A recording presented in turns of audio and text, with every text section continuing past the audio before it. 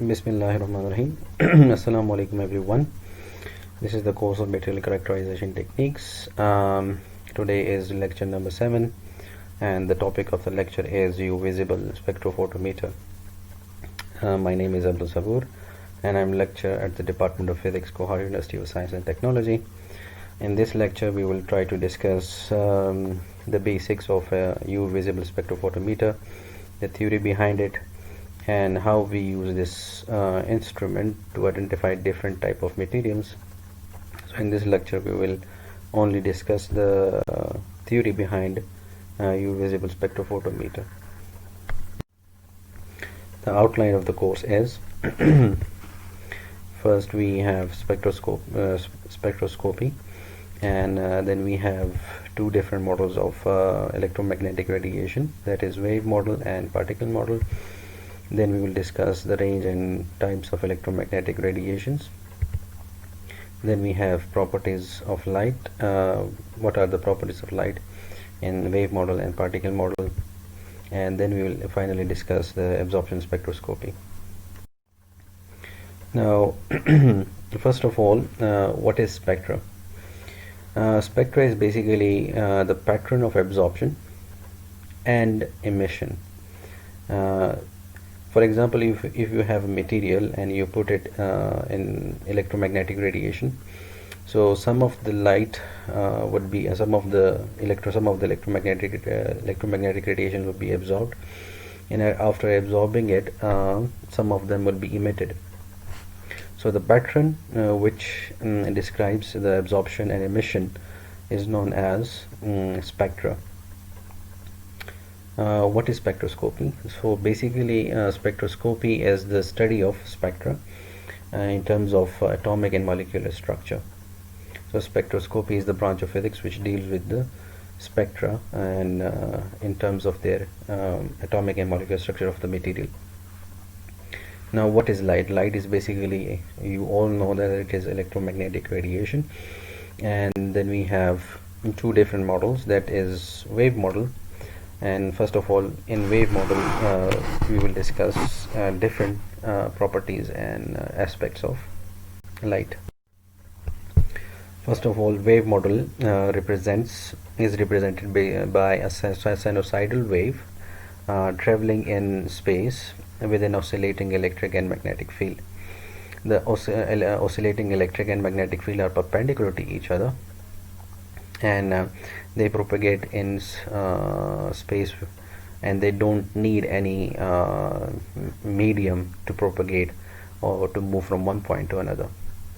Now, as we know that in waves we have the properties of wave, we have amplitude, and amplitude, you all know that it is the maximum distance from the mean position.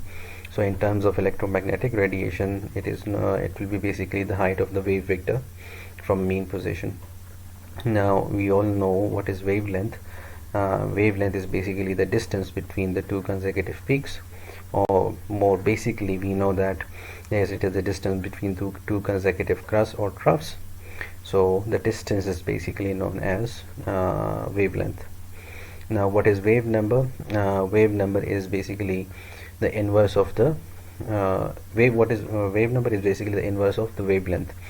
If you remember, in our previous lecture we discussed infrared spectrophotometer, in which we studied the transmission and absorption of a material in terms of a wave number. But in this equipment we will study the transmission and absorption of a material in terms of the wavelength. This is basically the main difference between the two equipments and how we identify different type of materials. Now we all know what is frequency. Frequency is basically the number of cycles or oscillation per second, and then we have velocity of propagation. So what will be the velocity of propagation for electromagnetic radiation? We all know that it is basically the rate of travel through space, and it depends upon the composition of the medium. So mathematically we know that the speed of the electromagnetic radiation or light is equal to frequency into wavelength. whereas the maximum velocity of light is basically equal to 3 to 10 raised to power 8. And if you basically it is in vacuum. Now if the same light moves in another media, it will be slower. And for an example, we know that the speed of the light in air reduces up to 0.03%. So it means in denser medium it will move faster, it will move slower, and in less denser medium it will move faster. Now, according to particle model of electromagnetic radiation, the electromagnetic radiation is basically considered to be a discrete particles of energy known as photon. Now, in terms of energy of the photons, it is the energy required for the electron to transition from the lower state to the higher energy state. Or we can say, if you have electrons in high energy state and they transition to the lower energy state, they will emit energy equal to h into frequency, that is h nu, and that is basically the particle known as photon will be emitted. So the energy of the photon is equal to Planck's constant into v into nu, which is the frequency.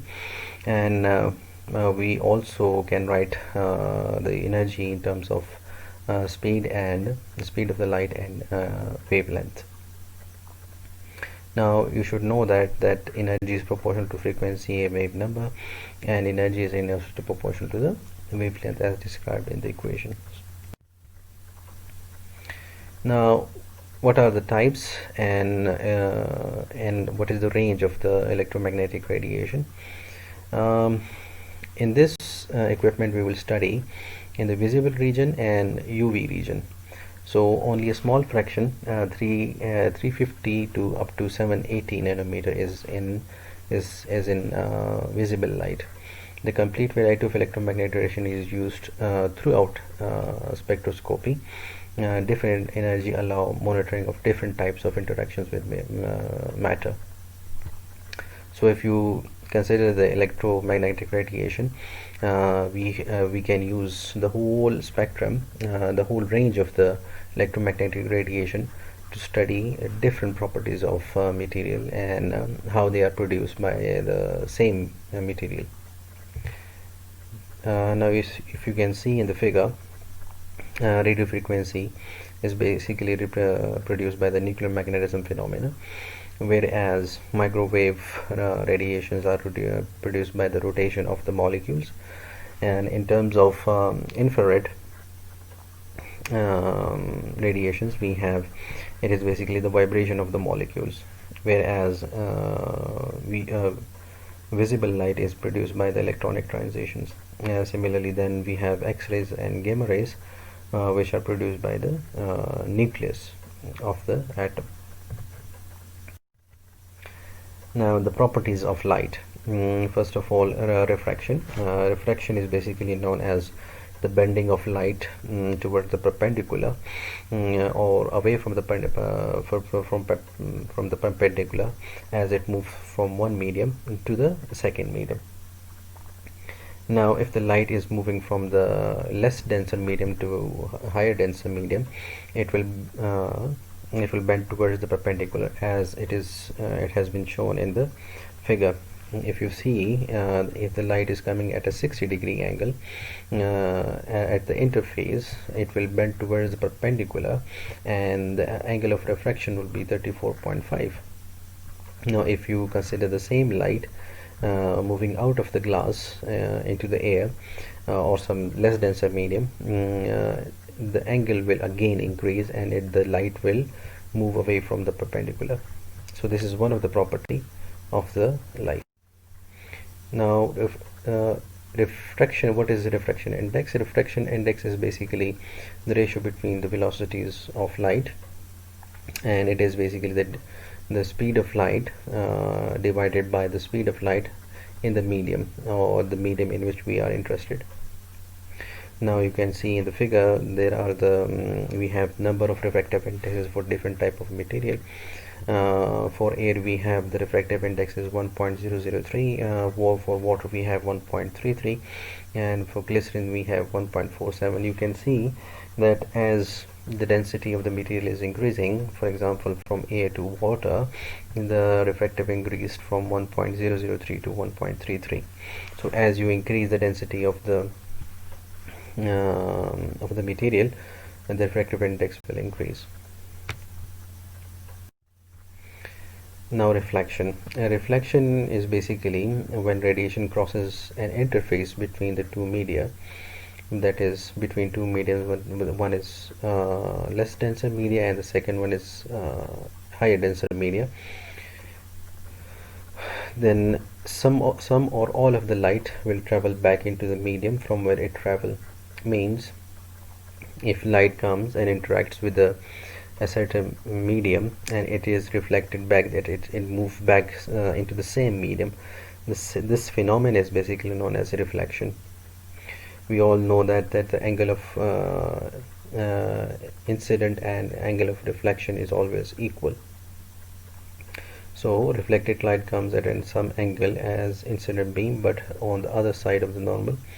Reflection occurs at each interface. That at each interface means interface is basically the boundary between the two media, and it always occurs along with refraction.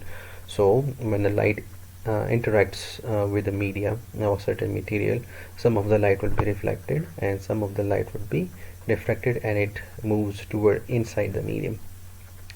Reflection increases with bigger difference in refractive index of the two medium.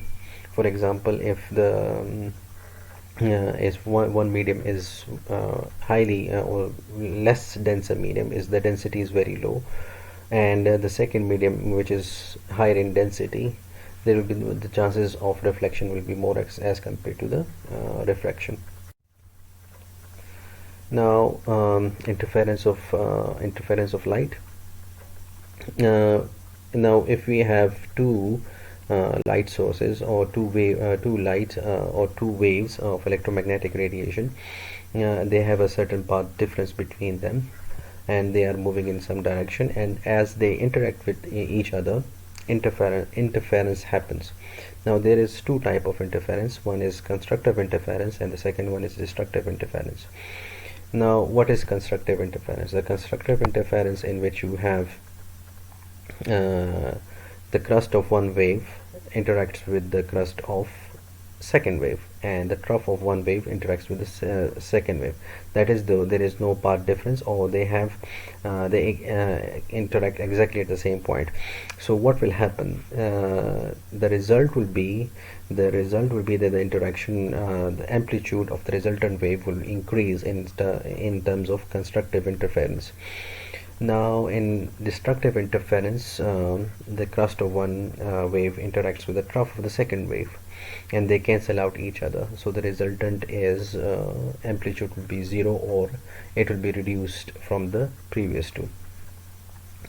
Now experimentally, this experiment was done by Thomas Young, and his famous experiment is Thomas Young double slit experiment, in which you have a single light source and we have put a shield in which we have double slits, or you can say we have two holes.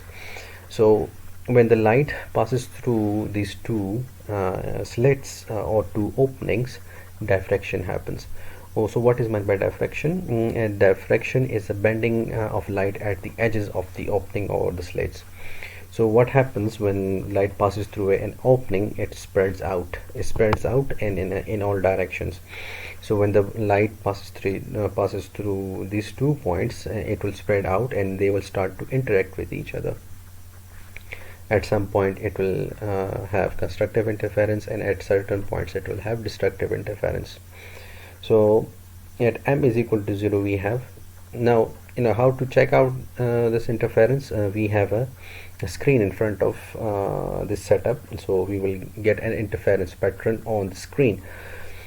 So at certain points you will have constructive interference, that is, for example, we, as you can see in the figure, that at m is equal to 0 we have constructive interference, and maximum light, or the it will that point will be brighter. Now as you move away from the m is equal to 0, the main spot or the medium spot, you move up or down, you will the light intensity, or the power of light will reduce, and you will also have destructive interferences. Such type of pattern is basically known as interference pattern. Now for each and every material, this interference pattern is will be different. So by using this phenomena, we can identify different type of materials and categorize them accordingly. Now we all know that in Bragg's law that mathematical form is n lambda is equal to d sine theta, where if n is equal to 0, the two waves travel exactly the same distance, and if n is equal to 1, then they differ exactly by a lambda. Now n basically is an integer, and which shows what is the traveling distance, what is the difference between the two waves in terms of the wavelength. Now if n is equal to 0, which means that these two waves have started from the same position. Now if n is equal to 1, and then we know that the difference between the two waves will be about, the distance difference will be about one wavelength, and d is basically the distance between the two slits, or we can in terms of material will be the spacing between the two, or the distance between in a crystal we have what is the distance between the two planes. So we will not discuss that right now, and this will simply show that how, if we change the distance between the two slits, what will be the diffraction pattern, and if we change the wavelength or the frequency, what will be the diffraction pattern. And now if you can see in the left side of the you have a figure in which you can see if the slit distance is reduced, you can see the diffraction pattern is changing. So this is one of the proof that if you change the distance between the two slits, the diffraction pattern will change. Now if you can see in the second figure on the right, we are the slit distance is fixed, we are only changing the frequency or the wavelength.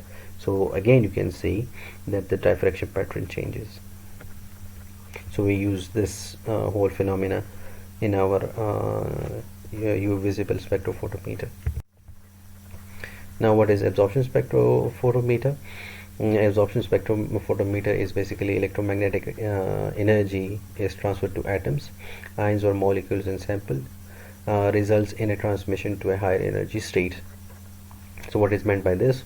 If electromagnetic radiation interacts with the material, the atoms will absorb that energy, and that which will result in transition to a high energy state. You can see that a photon having energy h nu interacts with the material, and the energy state increases from E0 to E1. Now energy required for a photon to give this transition is h nu is equal to E1 minus E0, means the energy required to move an electron from lower energy state to the high energy state will be equal to the energy difference between the two states. Transition can be changed in electronic levels, vibration, rotations, and translations. And we also know that concentrate on molecular spectrum in visible. For example, in UV visible, we concentrate on UV visible electronic transitions.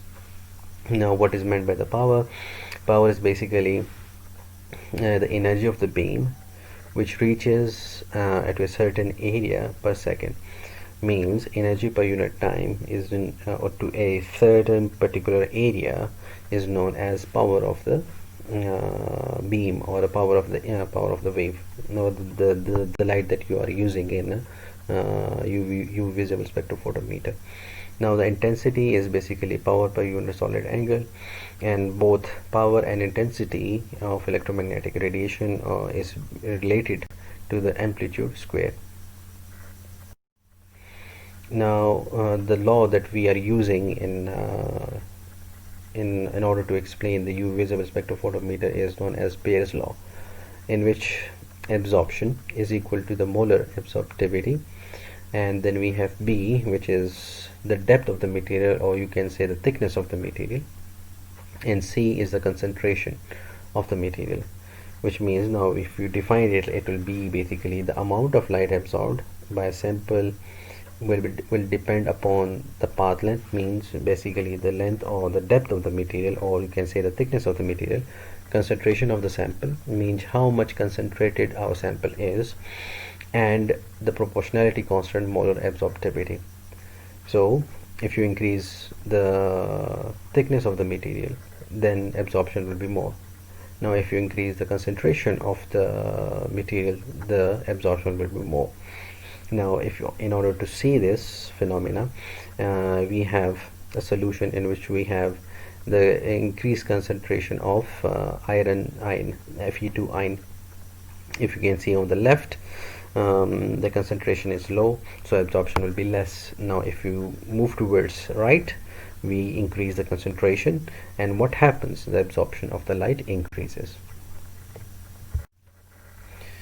Now what are the desired properties of components in UV visible spectrophotometer? First of all, you should have a light source which creates a proper wavelength, means a light source should have a constant power, which it should be stable, and it should have a good precision in it, mean it should be precise. Now intensity, what is meant by intense? It should have increased power. Easy to see absorbance, means your light source should be such that you can be able to see the absorbance. Now wavelength selector, or we can say lambda selector, first of all it should have narrow band pass. It should have which means it should have a desired wavelength, and large light throughout means it should have increased power. Then these are the two components of the UV visible. Now if we can, the third component of the UV visible spectrophotometer is sample cell holder. Now what sample cell holder does, if you have a sample whole cell holder, it by this we can see what will be the B value, means what will be the thickness of the material. And now it should, so by sample holder we can easily calculate the value of constant B, or the length of the depth of the material, and it should transmit lambda of interest, means the light that which we are interested in, it should only transmit that one. Now detector should be stable and sensitive to wavelength of interest, means different detectors, if you know that different detectors can detect different wavelengths. So if you want to use a detector in UV visible spectrophotometer, you should have a detector which is sensitive to the wavelength of the electromagnetic radiation that you are using. So this is basically the last slide of this lecture, and hopefully in the next lecture we will discuss the different components of UV visible spectrophotometer and how they work, and what are the different light sources, and the sample holder, what is the configuration of that. So hopefully inshallah in next lecture we will discuss that. So till then, Allah Hafiz, Assalamu Alaikum.